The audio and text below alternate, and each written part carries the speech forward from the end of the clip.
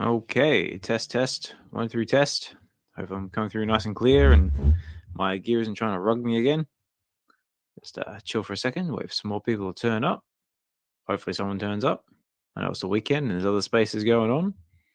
And it would just suck if it was just me by myself. But do a little bit of market watch and just see what's going on. I really need to get some intro, like not some intro, intermission music together. Maybe I'll put that on my list, intermission music.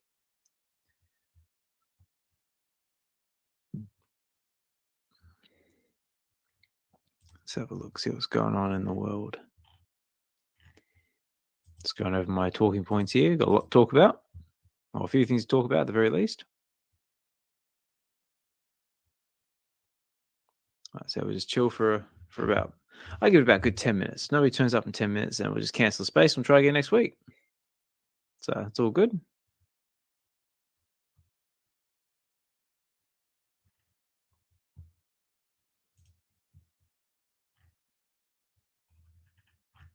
What's going on in movie land? Got a few new trailers out we can talk about. Got Madam Web.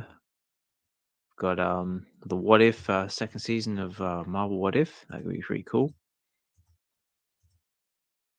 Got this new one. Meet What's the Imaginary trailer with the new guy going Chauncey. It's kind of cool. Got Zack Snyder's Moon. Hey, Dive Jedi. So thanks for joining me, mate. So far it's just me chatting by myself at the moment. Just waiting for see if anyone's going to turn up.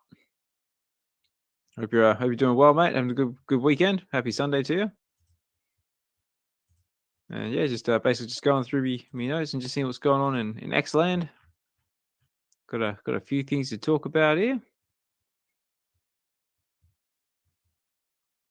I've got to play it. So just going over my talking points. Let's give it a few more minutes. I normally like to give it a good 10. So if nobody turns up, then usually move on to other things. But I'm glad you're joining me here. Come up and let's just chat. How are you, Dive?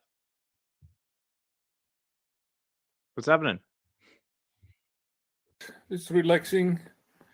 I thought I would just hop in and listen, and I just hear you talking to yourself. That's it. I'm just monologuing until someone turns up. We've got a few more people in the house now. We've got Inano and D. So thanks for dropping in.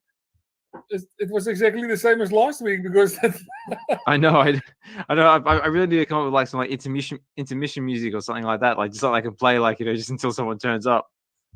Yeah, because I just hopped on stage because I kind of feel sorry for you just rambling about. That's it. Oh, but it was worse. A couple of episodes back, I was literally monologuing for a good 5-10 minutes before I ended up actually canceling the space because nobody turned up. I was like, but I think this was around the time when they had the big update for the VeVe verse. I think Tails had a space going, so I was like, okay, that explains why nobody turned up. I see. But all good, mate. So, how's your weekend been? You been up to much? I've basically done nothing. Oh, excellent. Yeah, that's the summary. Yesterday I woke up at 1:30 in the afternoon. Oh, nice. And I just had my coffee, and I did fix something in the house for 10 minutes, and then I just watched TV. And then I thought, yeah, waking up at 1:30 is a bit over the top, right? It's like... So you more or less lost half your day straight off the bat. Okay. Yeah. So I thought on Sunday I should wake up a little bit earlier, and I woke up at 1:30 again today. No, right. So that's what Sundays are for, aren't they? Those days where you just sort of recharge, do nothing, maybe get out the rest of the week, and then go from there. Yeah, but I can do that basically every day because I don't work during the week, so I'm already retired. Well, that's it. Work. So I can basically sleep late every day, so that's very relaxing. But the thing is, if you sleep until 1:30, you can't sleep at night because you sleep too much. Yeah. That was actually going to be my next question. Is what's your sleeping patterns like at night? Do you stay up Yeah. Then you turn into a night creature if you do that too much. If you do it often, your whole day rhythm changes to a night rhythm for some reason. it's for me at least. There's people that wake up at 5 a.m. and feel fine, but Yeah. I need a lot of sleep. But I wake up late, and then you can't sleep. You know, if you sleep until 1:30 in the afternoon, you can't go to bed at 11. Well, no, that's but I have to wake up early tomorrow because I need to bring my daughter to school. okay. So I wake up 7:45, but usually after I bring her to school, I go back to bed. Just wake up, do the chores, and that's it. I've had enough. Back to bed. Yeah, because there's nothing for me to do at 9 a.m. that I can't do at 2 p.m. So there's no point. I just relax, but I prefer sleeping until 11 or something, and then you have the rest of the day to do something, and Yeah. But it's basically what I do. I bring my daughter to school, I eat, and I go to the gym. That's basically my routine. Oh, nice. Yeah. Oh, gym's good. Yeah. I try to work out, stay in shape. That's good. The physical and mental health is very, very important. Yeah, and well, at least for me, staying in shape is also good for your mental health. So I can recommend it to everybody.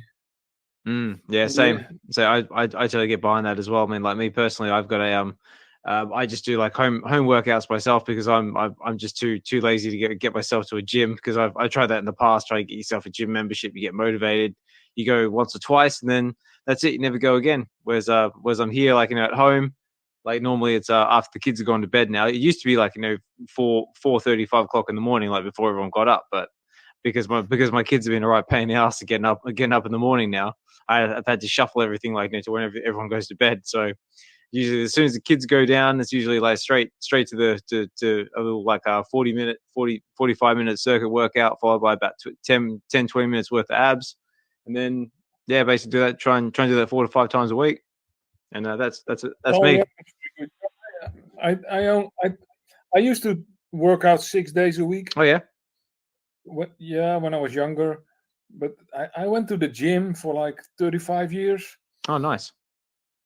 Yeah, I started working out in the gym in 1986. Oh, nice. Yeah, so it's a long time ago. But the gym I was going to was like old school, like a lot of iron and rusty stuff, and like really, really old school, which I really like. And but the guy that owned it wanted to sell it, but nobody bought it because of COVID, and it was just a very bad timing to sell a gym, so nobody bought it. So he just closed it, and he just retired. And I didn't want to go to a fancy gym where you have like membership and registration fees and all that, membership cards and all that stuff. Yep. So I built a gym in my attic. Oh, okay, cool. With old stuff, with I don't have like metal weights, but I use like bricks, road bricks, like from the street. Yeah, like cinder block type bricks, yeah. Yeah. Excellent. Yeah. It's actually the stones that they put around trees, so they have like 5 holes in them. Oh, like one I know the ones. Yeah, so you can put like a bar in the middle one, and then you have like pretty good weights for bench pressing and neck, training your shoulders and your back, everything. And I put some pulleys on the ceiling, so I can have a lead pulley. Nice. And I can do I can basically do anything in my gym that you can do in the gym. And every year I buy a couple more weights or a barbell or something to add, because the money I save for not going to the gym, I use to buy more stuff. Yeah, well, that's it, because that's what they get you, like, with the monthly or weekly subscriptions or whatever you pay, like, all that money you sort of could have sunk into going to the gym. That's if you don't go consistently to get your money's worth out of it. You can easily put into your own setup. I mean, that's pretty much what I've done. Like, I just got myself like I got my pair of 10 to 20 kilo dumbbells. I don't have anywhere to do a pull-up bar, unfortunately, because I'm a little bit limited in space in my tiny little house here in England. But I use my spare door underneath my stairs as a pull-up bar. So that's good. It's not ideal, but it gets the job done. The only thing I cannot do the same as in the gym is my legs, right? Because I can do some squats, but you don't have like and I kind of have like a leg extension kind of thing, which is a bit amateur. It's not like the one in the gym, but it kind of works. But you don't have like a leg press or anything like that. That's the one I enjoy the most. I use the leg press with like 1,200 pounds or 1,300 pounds, and that's you can't do that. But maybe it's better for my knees anyway, not to do that anymore. But no, awesome. Yeah. Well, just for anybody who's just jumping in, so we're just me and Dive been having a good conversation about physical health and home gyms. For anyone who's just joining in. But I want to say thanks Dee, thanks Josh, Goose and Flerkittens for jumping up to speak. How are we, guys? Ladies first. Oh, such a gentleman. Good morning, fellas. How are we, Dee? How's everybody? What's up? Good evening. Good evening, Dive Jedi. So, also good to see Hinano, Shadow, Evolved, Key Collected 98. Always a pleasure to have you, mate. Uno Sean, say thanks for dropping in, buddy. And this is I suppose I should kick it off with a bit of intro music, but I got kind of like caught up in some gym talk. So let's get this party started.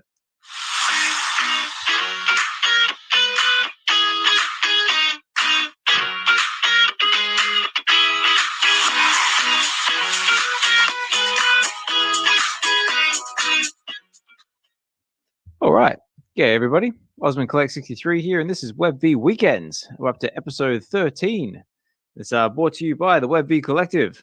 And I just want to say a big thank you to Dee, Josh, Collectors Gone Digital, Dive Jedi, thanks for dropping in, Hinano, Shadow, Evolved, Uno Sean, and Key Collected 98. So thanks for dropping in. And if, like I said before, if you're just joining us, we just had just started off with a bit of a off-topic conversation, really, about well, actually, it's a very important conversation, really. It's about physical health, home gyms, and the benefits of having your own space to work out and keep mentally fit and healthy.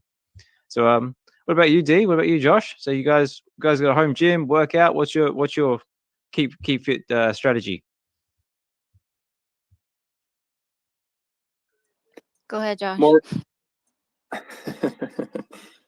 More of a just a home thing for me, but I was heavier, on the training side of things back in the day, but kind of taking it easy at home now. I don't do any of the go to the gym, kind of like what you were saying earlier, but I've done that in the past, just can't kind of commit. That's right, because you've got a martial arts background, if I remember right. Yeah, I used to train like 6 days a week, few hours a day, so it's pretty heavy, but it was more on, I guess, I don't even know how to explain it. It's not like weightlifting. It's not like weightlifting, so it's kind of like it's a different type of training, but kind of like a calisthenics or circuit training. Yeah. Calisthenics, I think, is a good way of putting it. I know. And what about you, Dee? I don't work out. I eat a lot. I don't work out. I used to do some stuff here at home, like what do you call it? Crunches and stuff like that. We used to go jogging on this bridge next to our house, and ride bike and stuff. But I don't do it as much as I used to. I have a Flerkin. I was going to say you got a Flerkin for the lurking in the background there, which is funny because that's one of our topics for discussion for today or tonight. We just saw the movie. Oh, you did? Last What'd night. you think? Yeah. Okay, so for me, I went in with really low expectations because of what I've heard other people say. And it actually wasn't that bad. Yeah.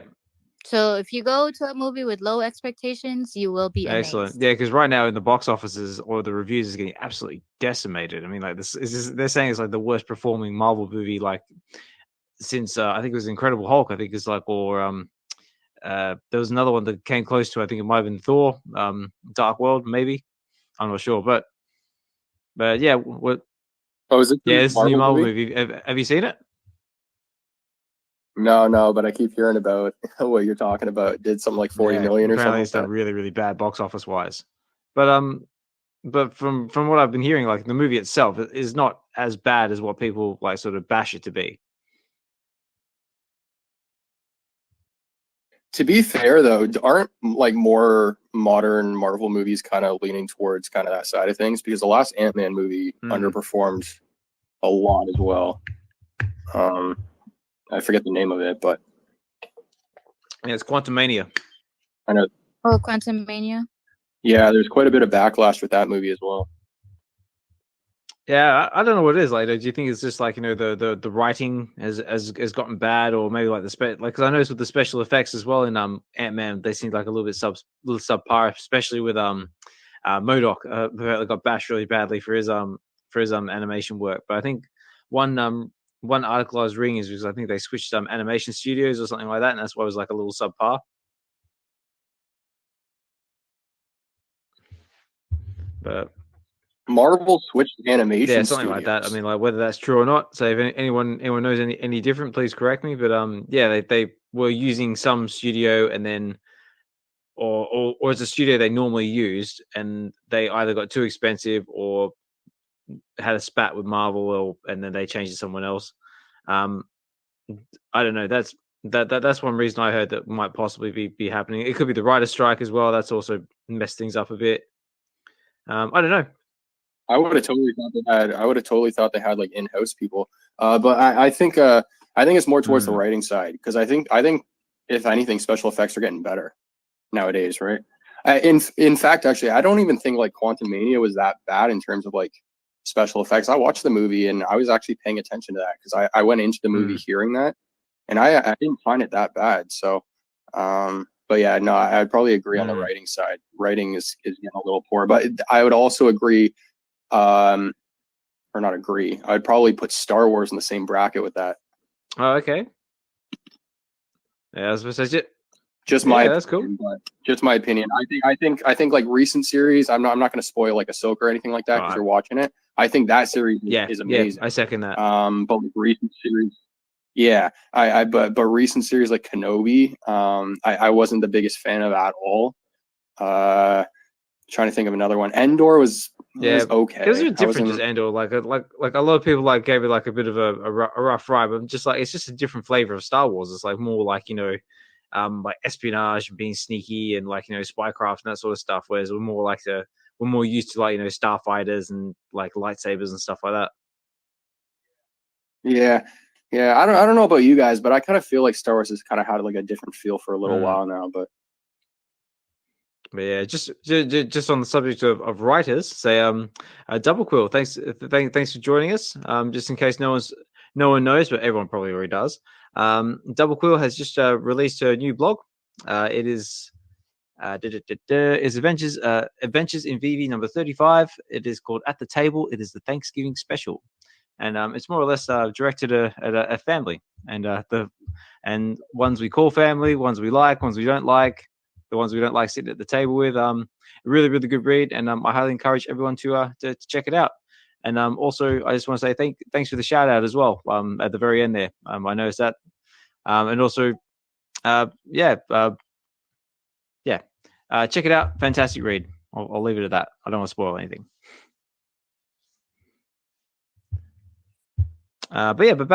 But back to Star Wars. I mean, I've just about finished Ahsoka. I mean, I'm literally like halfway through the last episode. Like I was hoping to squeeze like the last episode out before I started this show tonight, but I only managed to get halfway through it before I had to cut it short. So I'll probably pick that up after I finish the space.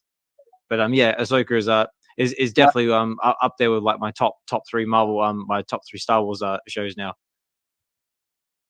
Yeah. So you got into Anakin then. Yeah. Definitely. Got to the part where she had like the little flashback, like with Anakin and the Clone Wars and that sort of stuff. That was just like amazing. That was. Yeah. Spoilers. I had to pause for a sec there. I was like, "Oh my god, did I spoil it?" So that's it. Warning. Like spoilers, ladies and gentlemen. If you haven't seen it, cover your ears. La la la la. Yeah, it's been out long enough now. Osmond's just way behind. Yeah, I know. Well, see, because I was trying to get through Rebels before I wanted to get into Ahsoka, because I heard Ahsoka was more or less Rebels season 5. So I was like, well, I'll watch Rebels first to get like an idea of the backstory and characters and all that sort of stuff. And it turns out I probably actually could have just watched like the last couple of episodes of like season 4 of Rebels, and I probably would have been all right. Yeah, to be honest, I didn't even watch Rebels, and Ahsoka makes a lot of sense. There you go. So I the relationship between her and Sabine. A name to her face. Yeah, thank you. I kind of had to put together a little bit at first, but I mean, it only takes 1 or 2 episodes. Definitely. Yeah, I mean, it was more like the character arc between them, and after Rebels, how she went off to be like her apprentice, and the events of Mandalore, and what happened to her family, and all that sort of stuff. That was kind of like the sort of filler bits you sort of had to sort of find out, because in Rebels, you do get like introduced to like her mother, her father, her brother, and then you sort of learn by the way, they all got wiped out when Mandalore got purged. It's like, oh, okay, well that's a bit horrible.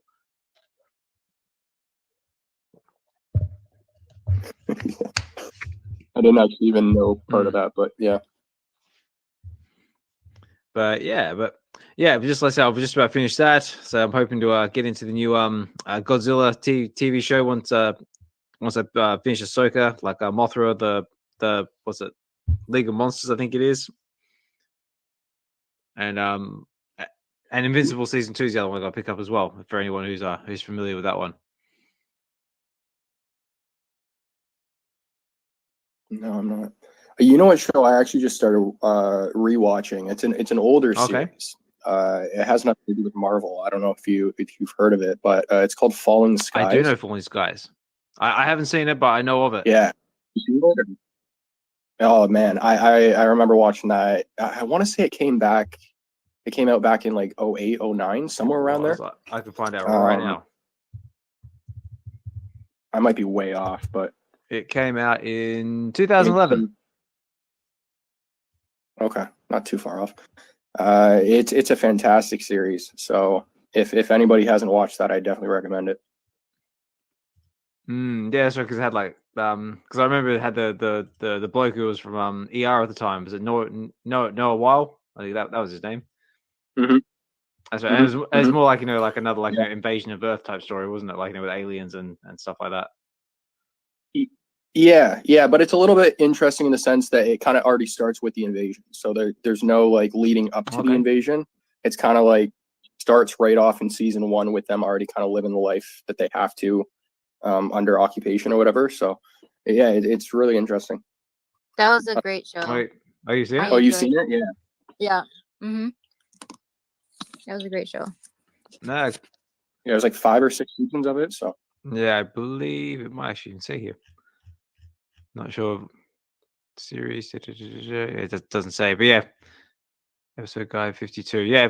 So there's definitely been a couple of seasons worth. No, cool. So what about you? Yeah, go on, Dee. There's another show. I forgot what it's called, but it's maybe Hinata knows.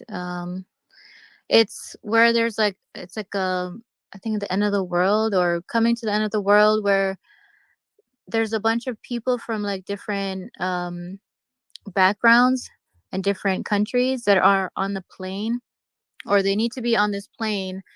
So they need to escape and not touch the sun or something, or the sun can't hit them. So they're is this Salvation? I gotta go look now. Salvation. And that show is during the same time as another show when they're in the submarine, but this one is from the perspective of the people in the submarine, but it's happening the same time as the people on the plane. Okay. I'm not familiar with that one. I'll go look for it. Hold on. But yeah, it might be Salvation. I don't know if it's Salvation, but Salvation is a series that got canceled. Okay. It's like Netflix seems to be canceling some of the best shows. Snowpiercer, which is I've talked about that on my channel a couple times. That one got season 4 is confirmed because they were making it, but Netflix isn't going to be hosting it, so they're trying to find like another provider or something. But like all the big shows. Another one was what was it? 99, not 99%. 1999. What was the show where the ship disappears in the ocean? Not like what's it called? Manifest? No, Manifest was a fantastic show as well. But 19. I think I know what you're thinking of, but I can't remember the name either. Maybe. There's only one series on Netflix, and it was fantastic. And they right. Maybe. Yeah, they tend to do. Maybe Casual knows. So Casual, how are you, mate? Thanks for dropping in. No, I don't know. Hey, how are you guys doing? So we're just having a good conversation about TV shows we've been currently catching up on. So what about you, Casual? You watching anything at the moment? I'm usually listening to Spaces with like one earbud while my wife is watching Netflix, and she's been watching Sex Education, which is absolutely nice. Yeah, I've seen bits of the first season. Yeah, it looks like really entertaining. Yeah, Sex Education is a great one. Oh God, you know what my missus is watching at the moment? She's actually upstairs watching it right now, watching bloody Desperate Housewives. I don't watch that. I can't seem to like get myself to watch I'm those just ones. like, it's like out of all the things you could possibly be watching, it's like Desperate Housewives is like, come on. That show's still running. $18.99. $18.99. Oh, $18.99. Okay. I've heard of it, I haven't watched it. You have to watch it, even though it's not continuing. It is. Oh, yeah. Yeah, it's on our list. I know. I got so much on my list as well. Okay, so the shows I was talking about is the plane one is Into the Night. Okay. And then the submarine one is Yakumo's 245. That sounds familiar. Yeah, the TV series is based out in Belgium. Okay. So were they supposed to be connected, or was it just a coincidence? I thought they were supposed to be connected, but I could be wrong.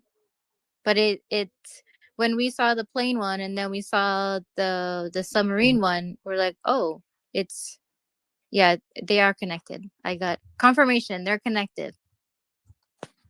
All right, cool.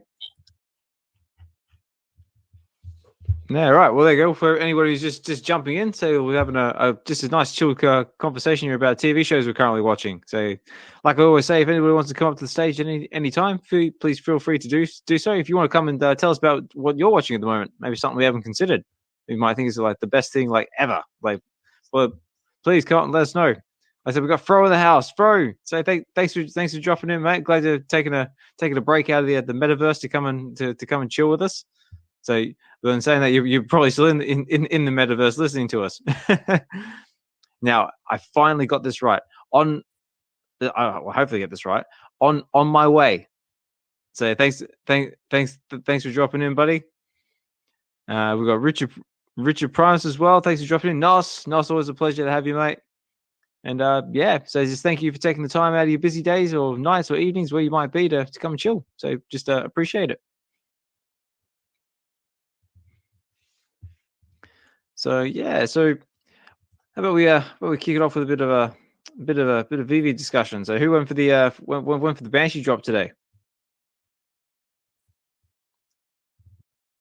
I did. Yeah, I got the rare. I went to go take some AR video and stuff, and I'm having some issues with the scaling of the leaves. So like the figure was scaled, but the leaves won't. So I posted that in the Discord just to let the team know. I'm on the S22 Ultra. I don't know if anybody else is having issues with that, but that kind of discouraged me and stuff. And then I was a little hurt that the price is only $20 on the market. But it's a beautiful collectible when you look at it indoors. Outdoors, it's kind of hard to see on your phone, but it's really nice.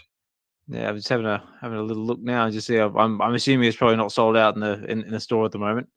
Yeah, nope, no, not sold out. And yeah, right now we'll do a little bit of market watch right now. The animation on that collectible, I feel like went under people's radar. That animation is so amazing for the one that's flying. Oh, okay. Well, here we go. To make a bird like something like that fly and like the wings slow down as it's landing and stuff like that. It's so hard to get that motion fluid. They nailed it. So whatever studio they're starting to work with now is like hitting the okay. spot So whoever they picked up, keep them. Yeah. Well, here we go. So we have Jake's Banshee. It is 21 gems on the floor.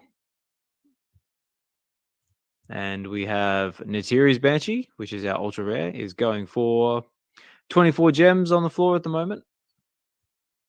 And we got Mr. Quattridge's Banshee, our secret rare, going for 54 gems and 98 frags on the floor. So that's the only one doing remotely well at the moment.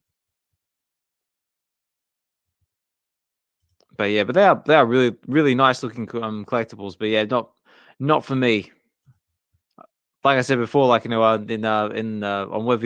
Wednesdays, I was hoping like for maybe some of the mechs or get like or something like a Jake Sully collectible or something like that. But the dragons are cool. And yeah. Or an avatar. What's that? Like that was the weirdest thing. That was the weirdest thing. I was like, or an avatar. To start with the Banshees for the first drop for Avatar it's an odd choice in my opinion. Yeah, we No, I was just gonna say, especially because they're just I feel like they're things that most people don't even really know much about, right? Like, hey, correct me if I'm wrong, I've seen both movies. There's never really a point where they're like explaining the Banshees that much, right? They're just part of the characters, I guess, right? But you don't really know. Yeah, well, they sort of like explained like a little bit, like saying like that like every Banshee is like special to its rider. You bond with it, and it's more like you pet your pet for life, that sort of thing. But other than that, they don't really dive like a hell of a lot into it. I mean, like they have like the massive aerial battle at the end of the movie, like see like them all like all their glory and stuff like that. But yeah, other than that, it's they don't really sort of extend much further than that, I believe. And then once they get into the second one, it's more about like the ones that can like swim in the water, and it's the same sort of deal. Yeah, someone had mentioned that maybe they did that in reverse because maybe the characters themselves would be harder to do like the artwork or animation for them, and maybe the Banshees were easier. Oh, I don't know. No, any same. of that. Yeah, so don't listen to what Actually, I've got a little something here. Like I should probably get in the habit of playing this a little bit more often. But here we go. Here it comes. We interrupt this program to bring you an important announcement. Anything said on this channel is not financial advice. So anything we said on this channel is for entertainment purposes only, and you must be responsible for your own money and capital, and take responsibility for your own actions. And yeah, that's me. Thank you very much. Yeah, I have no idea about the animation. I would, if I was to guess, I would probably say the one that they just released would be harder to animate than any of the pieces they released so far. Well, not like all the pieces on the app. I'm just saying in terms of like just creating the standalone characters. But I don't know. My guess is maybe just variety. Do you think maybe that it's like a kind of like let's just get this so we've actually got the license of Avatar, and then like maybe like once we've got the license, so then we can sort of like start getting into the more like popular stuff. What do you mean once we have the license? Well, I mean like like they sort of like do with like maybe like they made like a deal like with who owns Avatar? Wait, Disney owns Avatar, don't they? Yes, I think. Yeah. Yeah. So maybe it's like some kind of trial run. Maybe like they want to test how these go first, and then maybe they want to try it with something a bit more obscure before they like come out with like the heavy hitters or something like that. Like before they start dropping like the mechs or the avatars or something like that. Maybe. I don't know. Pure speculation. Yeah, could be. I have no idea. I just think variety because there's really nothing else on the app like it, right? If you think of mechs, you can think of RoboCop. If you think of characters, you can think of really any other character on the platform, right? If you like the what they released with Avatar right now there's really nothing like it. That's just my best guess, but like I said, I have no idea. Yeah. What about D casual? So you got any thoughts on the matter?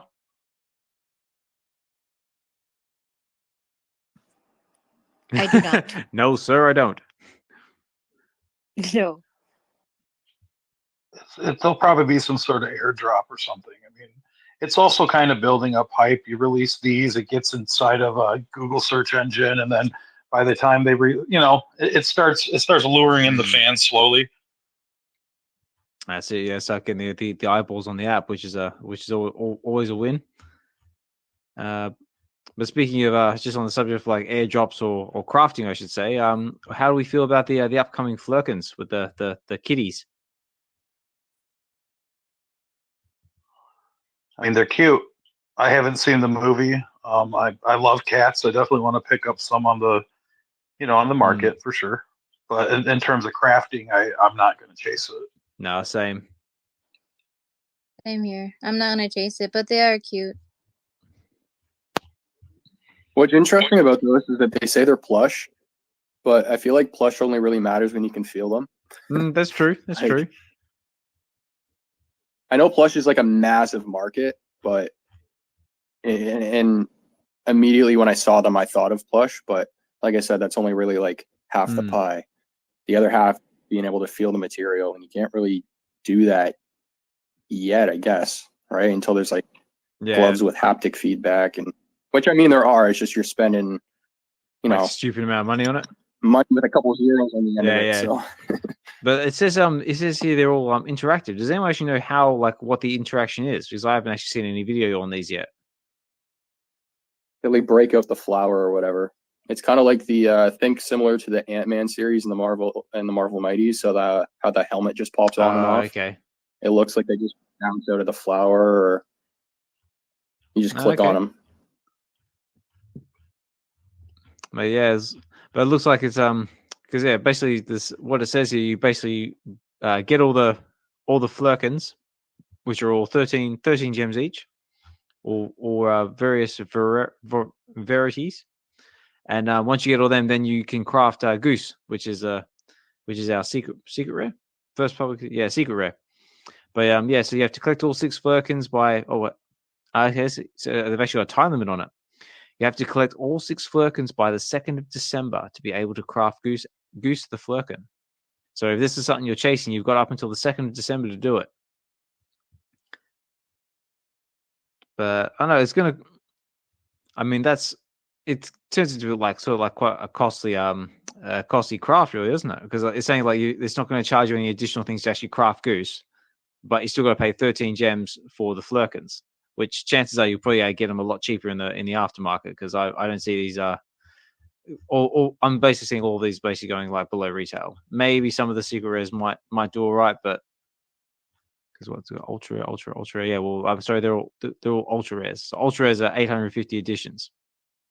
I know. What does everyone else think? Do you reckon they're gonna go retail, below retail? I reckon they go below retail.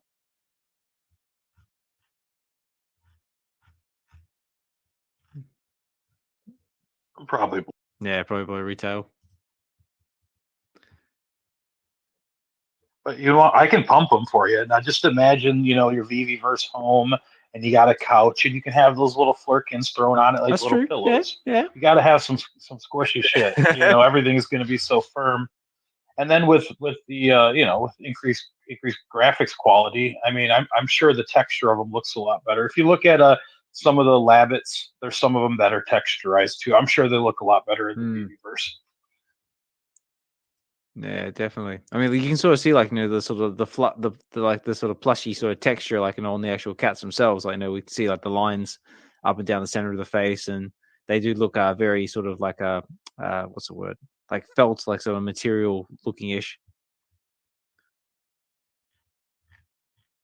But no, very, very cute. Very cute. So if you like cats, maybe you want to go for it. Me personally, I'm not a cat lover. I hate cats, so I'm definitely not going for it. You hate I'm not a cat lover. I'm sorry. What? No. Cats don't love people. Oh, our cat loves us. I know, it's like... Well, she loves the food we give her. It's like, I hate cats. That probably works out good for you though, because like you empty bins, right? That's true, yeah. So there's probably cats that jump out of them, and you can't have a heart. So every once in a while, actually, I'm sorry, man. I mean, like, good thing for me is I don't actually work like on the roadside collection of things. I actually work in a transfer station, so I'm actually driving around in like machinery, unloading trucks. The only thing I have to worry about is like rats running out of bloody out of like rubbish piles and stuff like that. But over here in the UK, we actually got to worry about foxes. Foxes are raiding people's bins. Yeah. Oh, wow. Funny enough, I was actually out with my family Saturday night. We went around to some family members' place for get takeaway tea, and we were walking to just go and pick it up. And we were walking down the street, and there, lo and behold, there's a bloody fox standing underneath a lamppost, going through someone's bin. Wow, I've never seen a fox in really? my life. Or yeah, we don't have foxes here. Oh, no way. Well, I've never seen takeaway tea. Takeaway. Oh, sorry, tea. Dinner. Sorry, dinner. Oh, okay. That's right. Yeah, no, dinner. That's actually hilarious you mentioned that, because my grandmother's British, like British accent and everything, from Manchester. Right. And not even a week ago, we had a fox run through her backyard, and she freaked out because she hadn't seen one in so long from meeting, because they're really rare in Canada, but I guess it was a bit of a memory, whatever, shock, whatever. But no, it's just, I mean, like, they're all over the place down. Like, there's foxes and badgers. I think are probably our two biggest problems. Man, you guys what get all the fox say? I used to love that song like back in the day. It's like, what did the fox say? Oh my gosh. Ding, ding, ding, ding, ding, ding. It's such a stupid song, but it was so catchy. Yeah. It's like wop wop wop wop wop wop wop. Anyway. Cool. Let's see what else we got. DeeWe, go on. No, go on. Sorry. I was gonna ask Dee, what do you guys have to deal with in Hawaii? Because like the main thing for me where I am is coyotes. Oh yeah. Yeah, ours is mongoose, which is like closest thing to compare them to would be like a squirrel, but they're like annoying as hell. They actually get really vicious, and they fight like in the bushes with like the wild cats, and they piss everywhere. Really? Yeah, they are not cute. They're just like, really they're annoying. Yeah, they're annoying. But we don't have any like big animals. Like we don't have bears, foxes, wolves. We have a bunch of sharks. Oh yeah, well everyone has sharks wherever there's ocean water, right? But yeah, like on land we have like the usual animals, pigs, donkeys, goats, horses. Oh, we do have a random zebra. Oh, I don't know a random zebra? Yeah, on a part of the island here. I know, I couldn't believe it. What else? We have a lot of chickens, dogs, horses. Yeah. I said that already, and cats. Yeah, I think cool. So. I think that's it. Oh, owls and hawks. What else? Yeah, that's pretty much it. Nice one. And we got a Rebel Duck. So thanks for jumping in, buddy. How are you? Hey, Oz. Thanks for having me up. Sincerely, definitely appreciate. And I want to just say thank you for like the consistency that you're always rocking and bringing the magic to the fam. Oh, thank you. A safe space for everyone. Sincerely, it does not go without being seen. If I don't get too many chances to jump in, I hope to at least jump in and say big hugs to you, because that does not go without it does not go without acknowledging that you guys are consistently rocking it. big hugs to you, and lots of love to you. And D, I'm telling you, D, you know I got Lady Duck and I have big hugs for you and your fam. You've come into our spaces when we've gone in late nights and gone and enjoyed some music and I sincerely appreciate everyone sharing their magic for whatever their magic is. The greatest thing about the VeVe fam is that it's okay to have wild, whether it's music, movies, collecting, and for us to be open and have a safe space to share in this digital world is so friggin' cool. Let's not forget that. That's the best part. And get to know each other. I got duck pimples everywhere. I'm gonna say it a collect, casual, and just everyone, sincerely, thanks for having me. You know I have nothing but Lady Duck and I had nothing but love for y'all. So big hugs. I know this is what I have to say about that.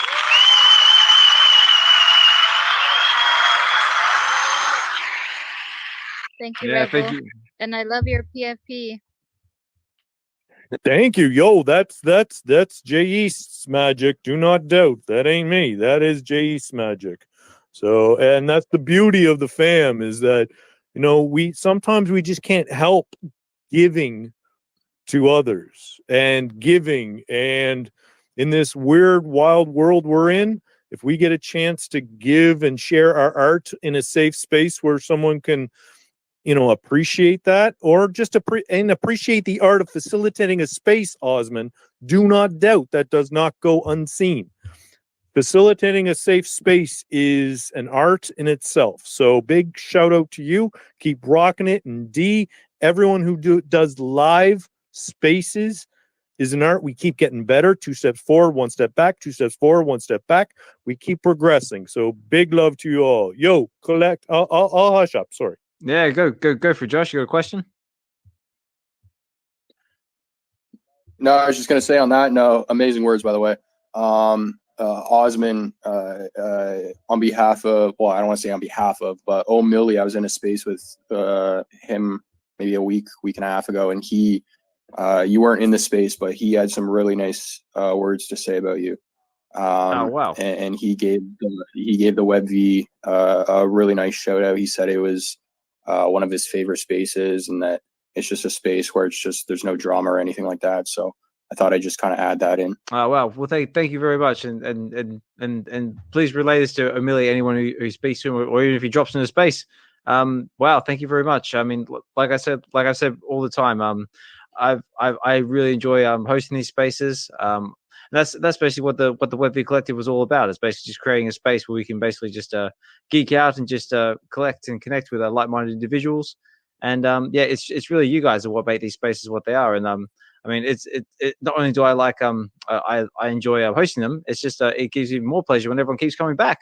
I was just like, wow, they were coming and chill with me. This is amazing. So I feel honored and I feel blessed to be part of this amazing community. And yes, Rebel, and also thank you very much for your kind words. I really do appreciate it. It's all good. I'm with you, and it's almost like it reminds me like 2.5 years ago when I first started my YouTube channel and doing data. You couldn't help it. I'm telling you, I just wanted to find some way to be part of the fam, some way. I didn't care. I just wanted to be part of the fam and share whatever I got. And everybody has something to share. As long as it's positive and respectful, we can do anything. And we can challenge each other, have great conversations. And I'm telling you, that's what I feel with a lot of the spaces nowadays, especially with VeVe, with what you guys are doing, is that it's like you have to get it out, or you want to get it out there, and you have to not. And no one's telling you to do it. You're doing it because of your love, your enjoyment. You're taking time from your family, your everything else. So I just want to give you high fives and hugs for that. I haven't had a chance to say hi in a while. I've been jumping in some of your streams, and I just definitely appreciate all the magic, value, and just fun and interest that you're sharing. And there's so much. We're going to be here for, I said it in the other space, 2.5 years, another 2.5 years, and another 2.5 years. Yes, sir. Right. We just keep rocking. Yo, Casual, good to see you. What's up? Sorry, Hey, Rebel, Austin. great to have you come up. No, I just wanted to tell you, appreciate you coming up. Nice hearing your voice. Everyone loves you, man. You're like a father figure. It doesn't matter if you're older or younger. You're just a good person, and that vibe totally resonates. And then, real quick, I also want to say to the people below, I see Fro Comey down there. Fro, man, tell us about what you're building in the VeVeverse. Come up one of these days, and then Jahn, if you want to tell us about the anime expo, come up too, man. We'd like to hear about it. Yeah, definitely, man. And speaking of that, here he is. Here's the man, Jahn. How are you, buddy? Hey, how is it going? Oh my gosh! Like I have to say, What's up, hey Joe? D, how's it going, Nazanin? We got Rebel. Hey, Rebel mentioned quickly. I don't know if you guys caught it. That one of his earliest things he used to do on YouTube was to do like the pricing thing, right? And back in the day, there were not many people doing that, and it was such a benefit for us to have that resource that Rebel used to provide. That is what kind of like gravitated me towards like seeing, oh, he's talking right now, or he's up in space. I got to hear him, and he's dropping some knowledge. So like Rebel has, definitely very, very early on, provided, that kind of thing to the community, man. So I just wanted to say that shout out to Rebel, and man, of course, he's not just all business. Like he is a pure degen as well. He's all up in that mix as well.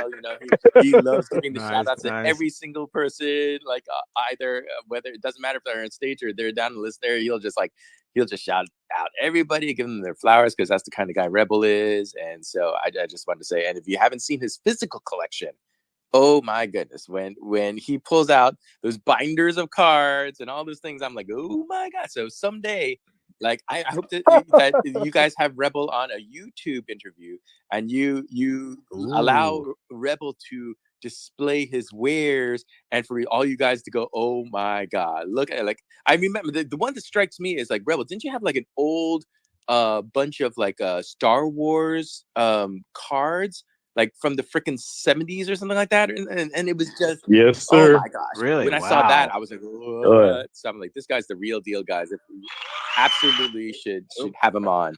I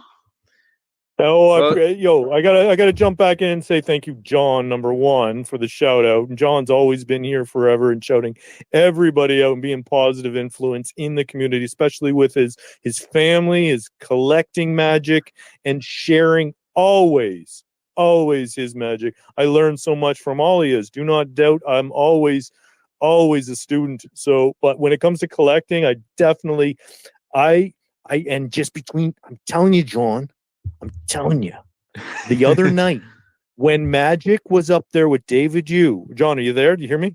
Sure am. Yep. Yeah, we're all listening, right? We're all listening. When Magic was up there with David Yu and Metaverse Life, and I heard him still to this day have that love for collecting that he had when 2 years ago, Jahn, do you remember we were all in a space? And it was the first time that David Yu jumped up. And I asked him, and I said, what first brought you to collecting? And I still have it because Cavell recorded it. And it was, I told him about my brother and I losing our Ben Kenobi together. And we still to this day, however old we are now, we still talk about it. Those experiences that we keep. And then when he said his favorite is when a kid walks out with his favorite toy or collectible and looks up at his mom or dad and says, oh my God, look what I got.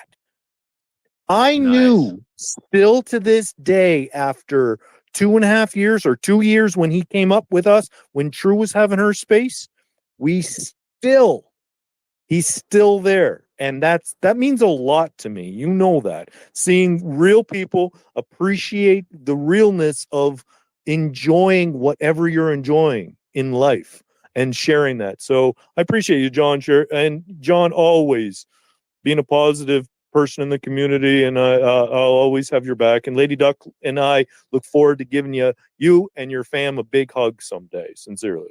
No, absolutely. Like, and by the way, thank you for bringing up your Lady Duck, because Lady Duck is absolutely part of that Wonder Twins power, man. You got to activate, right? Like you can't have Rebel Duck without Lady Duck, man. So like kudos to the lady, and I love hearing her chime in once in a while too. Like, and Mrs. Jahn definitely does not do it as much as Lady Duck does. So I have to encourage Mrs. Jahn to talk a little bit more on Spaces. You know what I'm saying? Because we are all fam and all part of that community. I remember that True Space. True said that was the first time she ever hosted, and so. Like for your very first space for freaking it wasn't planned, guys. I want to let you know, like no one was in DMs. He just hopped on out of nowhere, and it was a DGen space, and he just hopped out of nowhere, and he just talked, and he was just shooting a breeze. He did not come with an agenda. He was just like, oh, you guys are my VeVe folks. Let's talk, and it was crazy, man. So I remember that, and ever since that day, I never doubted he was actually a true collector. Like when he would talk about even strategy, was like the rule of 3, and I'm like, oh yeah, man, this guy knows what he's talking about. You know what I mean? Because he's like, why you buy 3 of something you love is because 1, you're always gonna like put it in the vault. Like if you really love it, you're always gonna keep 1, right? Mm-hmm. And then the second one is, you know what? Like you love it, that means somebody else loves it too. So you can flip that and pay basically for all 3. Once that becomes valuable, you are intending to flip one of those 3. And then the second one is just in case something happens to the first one, you got a backup. You got the backup, yeah. Yes. So that's his rule of 3. He goes anytime, and I never forgot that because like who thinks like that? A collector thinks like that. And it's just like, okay, yes, of course he's in the business of like actually selling collectibles to others and encouraging them to think like a collector and all that stuff. And of course, like one of those 3 is to make money and all that stuff. So that it doesn't mean that you are not a collector if you're thinking about like selling collectibles to make money. Again, his business is to sell collectibles, right, to other people. But the spirit of him saying, I fell in love with something, I need to keep something. If you've seen his physical collection, guys, like he loves bear bricks. All right. When you see his collection of bear bricks, you're like, oh no, this man is not holding these bear bricks like it's the freaking Raiders of the Lost Ark, put in a crate, never to be seen even by him. No. He is enjoying his collection. He is so happy. And as you know, Bear Bricks also has artists on those Bear Bricks. So he loved the artists who are collabing to put their art on this. It's like a blank canvas. So a lot of the independent artists that we have at VeVe are because he actually likes those artists, right? And he learned of those artists through his collecting and through going to like things like DCon and actually meeting them and going, oh wow, I love what you're doing here. Well, let's see about bringing you into VeVe. That's literally how it happens. So yeah, like yes, of course he's winning awards and he's like Entrepreneur of the Year and all that stuff, but none of that would work if we didn't believe that he actually was a true collector. You can smell that a mile away. When someone is ahead of a company and they don't really care and they're chasing the bottom line, you can smell that, right? But like David, I never doubted, he actually loves this stuff. He really does. So, and that's much appreciated. Yeah, I second that as well. Like, because I actually saw David down at London DCon.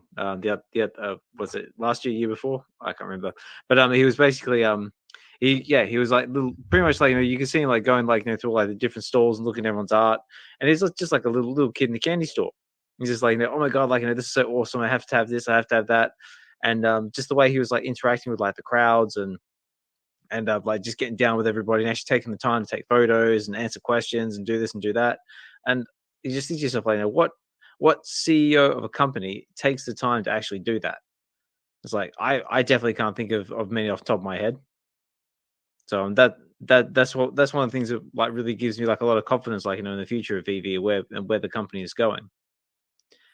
But I also just want to throw in a quick one as well, just because you mentioned about displaying collections and seeing like Rebel Dust collection, because I haven't seen Rebel Dust collection, but I'm intrigued now. But we have another WebVie Live in the works. So that's one of the reasons why we didn't have a space last week, because we did our first WebVie Live where we basically got together. We had a nice little conversation on about metaverses, and we actually did a show and tell really, and we had myself, Hinano, D, Key Collector 98, Evolved, VeVe Vibes jumped in as well. Mission, Doctor Strange, Shawnee Poo, and even KC came in, and we all basically displayed all our collections. I showed off a couple of my my Predator versus Wolverine comics, a few other Batman ones. Mission came out with some really cool stuff, whether it be like Funkos and some like statues. He had his bigger knight as well that I believe his son gave him, and and KC came out with an amazing collection of her Spider Gwen comics, and just some of the artwork on that was like amazing. Just to name a few of some of the sharing that we did on that episode. But we do have another one in the works, and I just want to put an invitation out there. Like, when we eventually get it together, everyone in the space and the community is more than welcome to come and share with us. Like, if you want to come and drop into the space and have a collection you want to share with us, we would love to see it. Yeah, I mean, there are. Believe me, I'm not actually the Peach Momoko #1 fan on VeVe. That would actually be Janie from Max and Janie. Janie is. Oh yeah. So, but like, if you wouldn't mind me sharing like my Momoko stuff, I would be more than happy. Absolutely. To just be very singular and focused, and then just be like, okay, so here's like what I have here.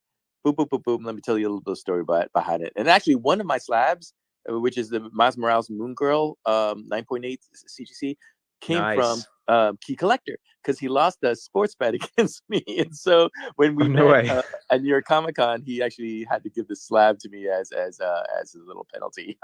So I keep that just for giggles, but it is a Momoko, so I'll definitely like keep that in. Yeah, so just just hit me up in the DMs whenever that's going to be happening, and then if I'm free, I'm definitely would be happy to jump up and like, definitely, mate. Oh, absolutely. Like, it'd be a pleasure to actually have you, and that goes for anybody listening out there in the spaces and out there in YouTube land as well. Like, so we are looking to do him like as like a regular occurrence, like once a month.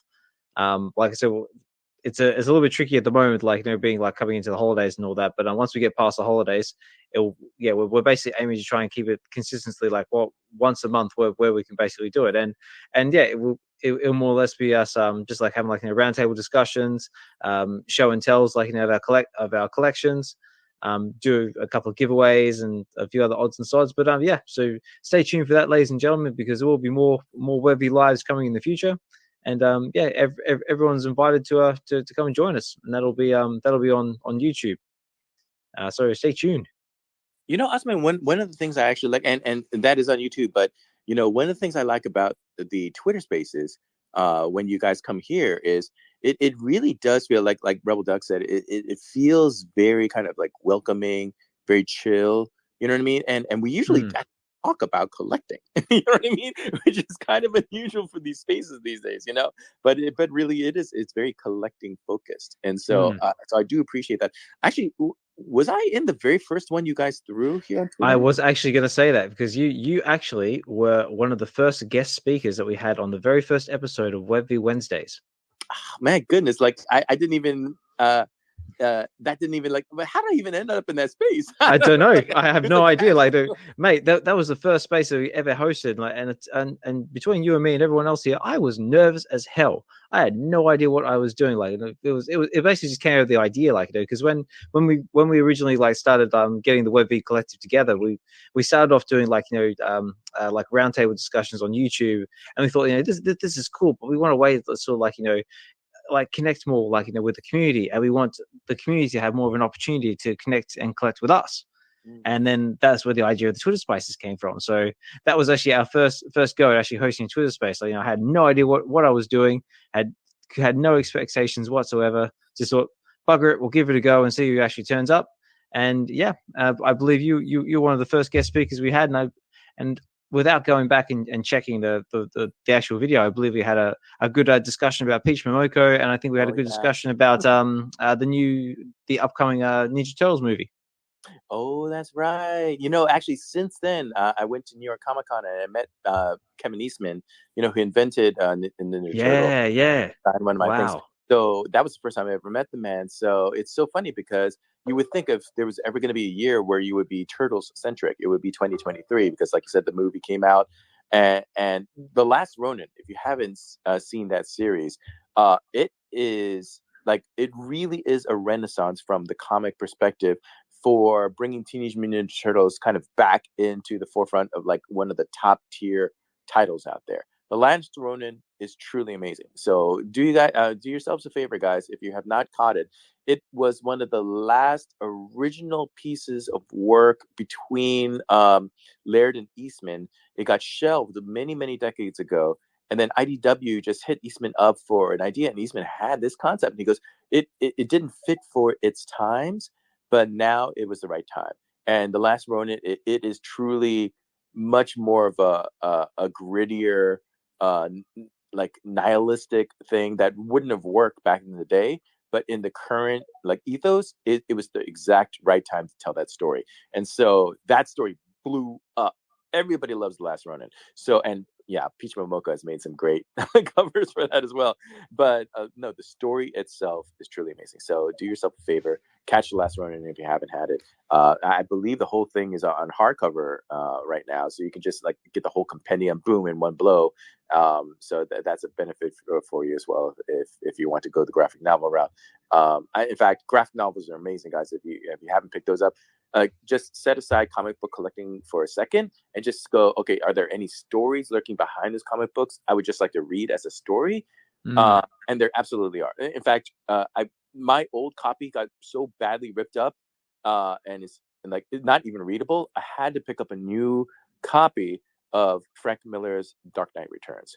Right? Everybody always name checks it, but who has actually picked up the entire thing and read it cover to cover, like the entire story arc across several comic books? Like, here's the whole story, right?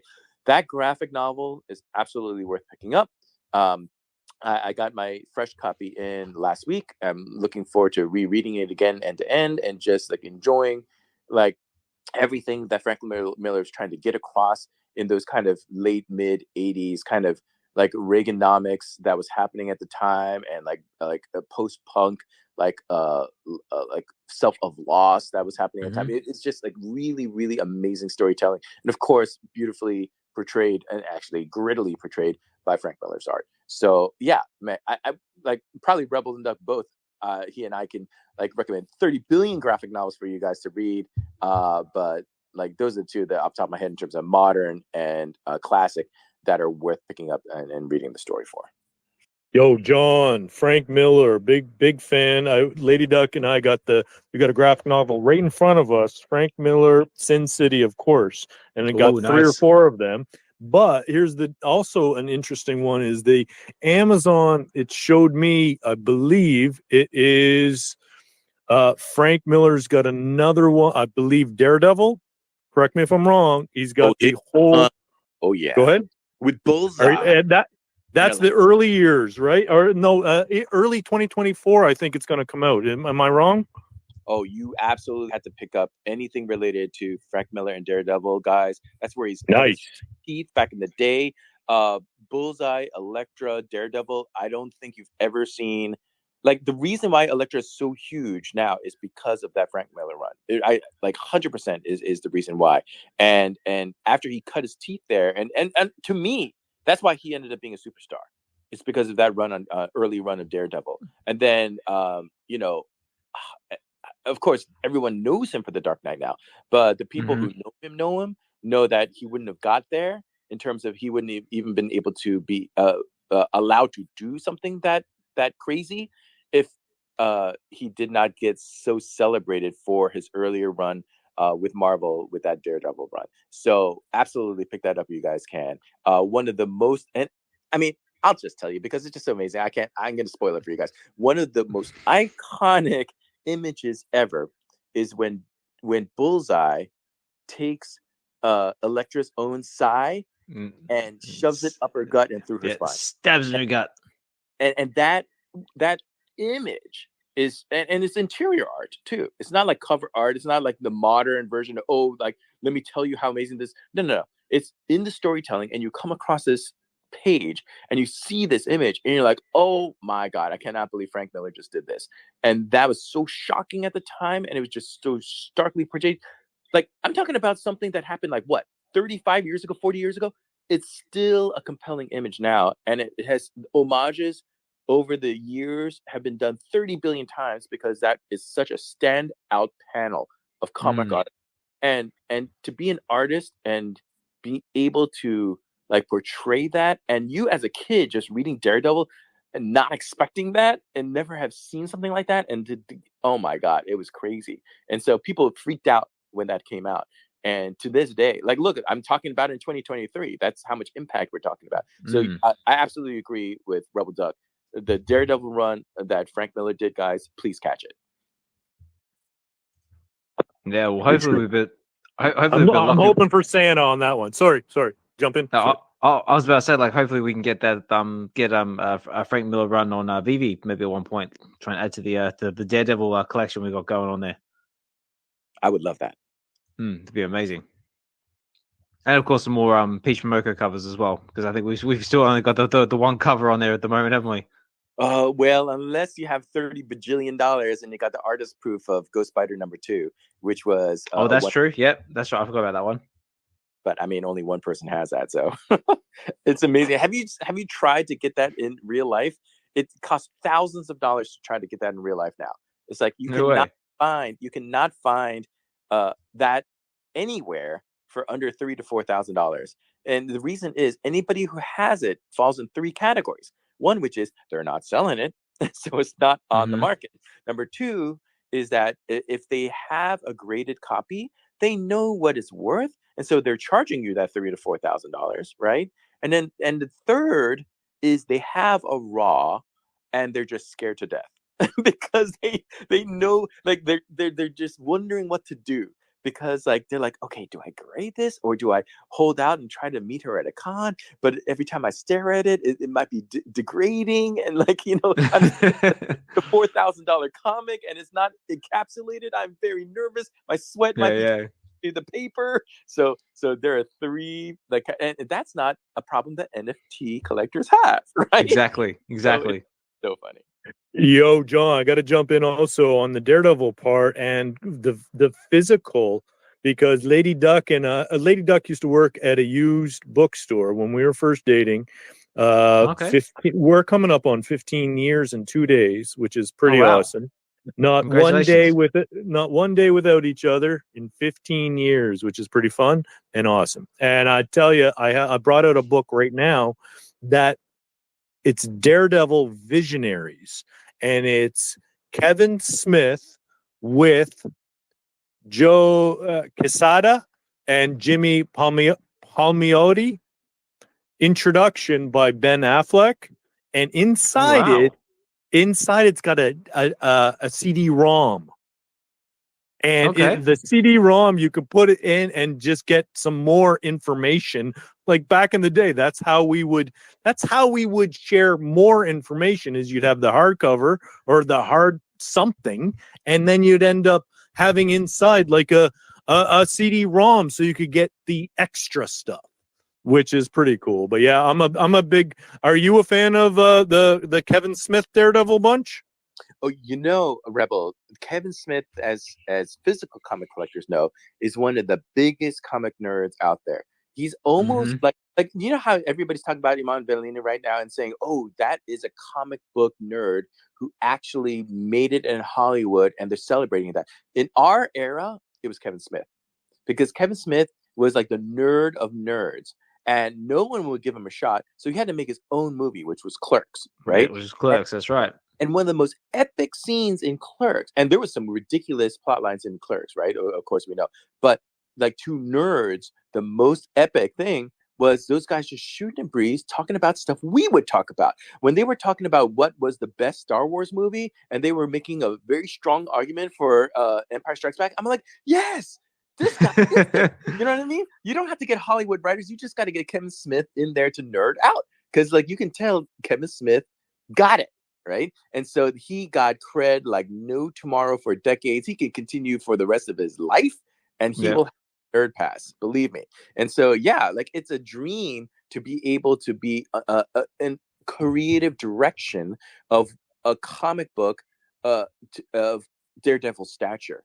Right. That is truly amazing. So like, good on you and Rebel to pick that up. And by the way, Rebel, your CD-ROM, don't dismiss that format, because old formats that no longer seem usable very quickly become collectible. My daughter We went to Anime NYC this weekend. You know what she paid $15 for? She paid $15 for a Neon Genesis Evangelion Sega Saturn CD of a game she cannot play because we don't have a functional Sega Saturn game machine over here. No way. But she bought it because she likes Neon Genesis Evangelion, and she thought it was cool to have an old vintage video game like disc just to have. And I'm like, well, that is a pure collector because she can never play that game, but she just likes having it and owning it, just knowing what it is. And I'm like, oh my gosh, wow, she is a nerd of nerds. You know what I mean? You just pay $15 for something you can never use. Like welcome to the club, daughter. So there you go. I do a bit like, I did go through a bit of a Neon Genesis phase back in the day when it first came out. But it's been a long time since I watched any of it though. But it was like really, really good. Like I used to always enjoy the big mechs fighting. I believe it was the Angels, if I remember off the top of my head. That's it. Yeah, it had like the Angels, and there was oh god, what are the characters now? I think it was Shinji, Rei, and there was Asuka. Yeah, that sounds right. Asuka, yeah, that's right. Look, it's still in there. It's still floating around the subconscious.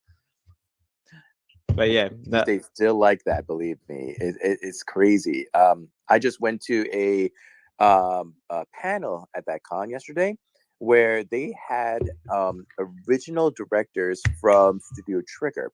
And when Studio Trigger first came out, I'm like, why does this look so familiar? Why does this look so familiar? It's because those guys used to work for Gainax. And then Gainax, as you know, did they did Evangelion, right? Yeah.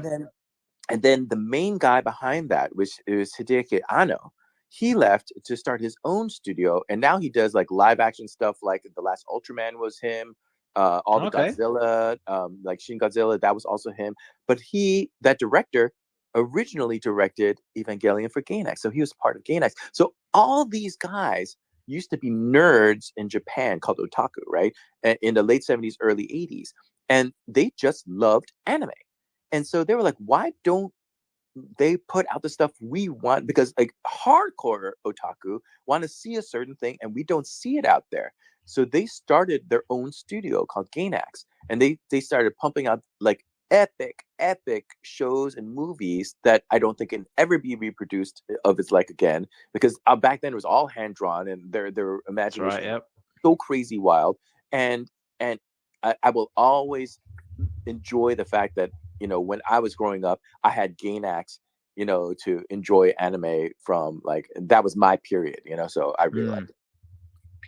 Yeah, same. Like, I sort of come from the period of like, what did I used to watch? It was like Neon Genesis Evangelion. It was Ghost in the Shell, Ninja Scroll, Wicked City, Vampire Hunter D, and there's probably one more in there. But yeah, it was like sort of like that old school, like hand drawn type anime.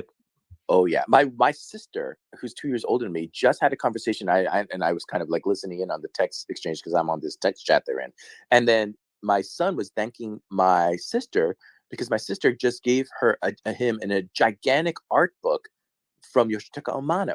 So Yoshitaka Amano did Vampire Hunter D, right? Okay, yeah. But he also did all the character illustrations for Final Fantasy, and when he was younger, he was the animator for Speed Racer and Gatchaman, aka Battle of the Planets. So he did all of these things that I grew up with, and I didn't know that Amano did all this stuff. And I'm like, what? And yeah, it's so crazy. So and of course he did all the Sandman comic books as well, and Wolverine versus Elektra in the 80s. So nice. Yeah, his artwork is all over the place for all sorts of media. So Amano is one of the true greats coming out of Japan for sure. Oh, nice. So yeah, casual got his hand up. I was going to say, John, one of the things you can try out, I'm not sure if that game does, but you could actually put some of those games in a CD player and it'll play the soundtrack. Ooh. Oh, she does have a CD player because she likes retro stuff. I will let her know to try it like right after this Spaces. It might not, but my little story is I was just Googling it, and there's people who have tried. I just can't find exact details on it. But when I was a kid, my parents accidentally bought me a Sega CD game, and it was like an anime RPG. I still don't know which one it is, but I put it in the CD player and it played the music. So I was like, well, they never ended up returning it, but so I do have some experience. Oh my gosh, I'm totally gonna ask her to try that out. Like, yeah, she has a little CD boombox. We're gonna give that a go. Thanks for the heads up. No, it's good to know.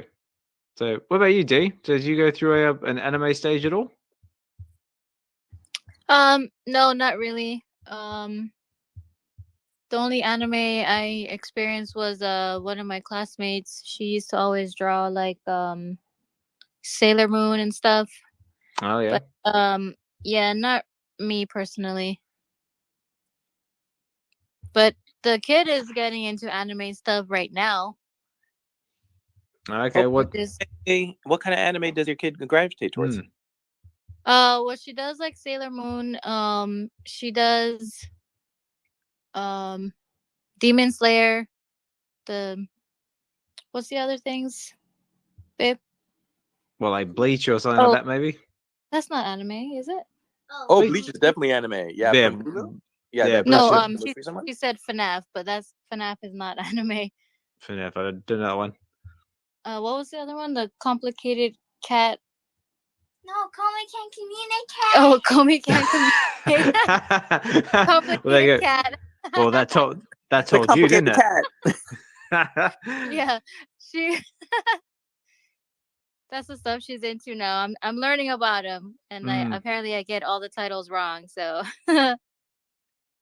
Yeah, no, I'm the same. Like, I still I try and pay attention to what's going on out there, but it's just like so much anime now. It's like it's very hard to sort of commit to something. Like what is it like a Naruto's up to what like their gajillion season or something like that? But I tell you what though, there is one that's just popped up on Netflix that looks quite intriguing. I think it's called the Blue Eye Samurai. Now that looks pretty good. Lady Duck and I that's pretty much, we've watched 3 of them and we're actually loving it like crazy. Blue-Eyed Samurai is thoroughly enjoyable. And Lady Duck's favorite, of course, is One Piece right now. Everywhere she goes, she's like, why can't we have more One Piece? Why can't we have more One Piece? And I know what, John, correct me if I'm wrong, John. There's more One Piece, but it's not the live action. Am I wrong? She likes the live action. Okay, yes, there's 30 billion episodes of the anime, but she may not get ahead of herself and just wait for the live action if she grew to like it because of the live action. And she did, yeah. For her is that if it continues to be popular, the live action will keep on going until all those actresses and actors are old men and women, because that's a very, very long story.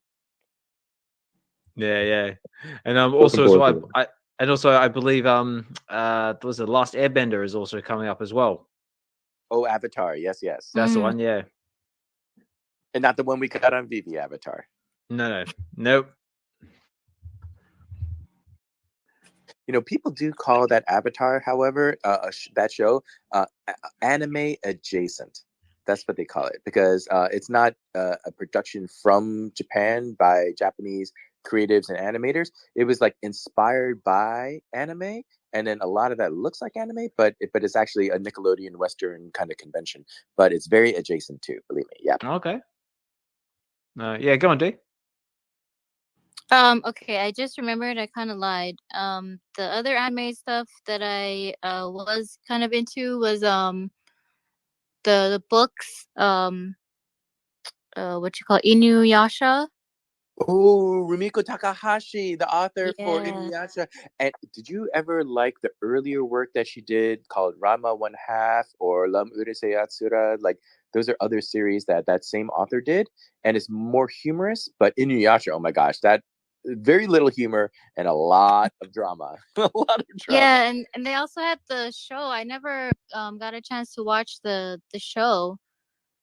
Or they had like episodes somewhere, but I only read some of the books. It's whatever I could get at the library during the summer, so it wasn't like like in order, but I kind of got the gist of it. So yeah, I was into that.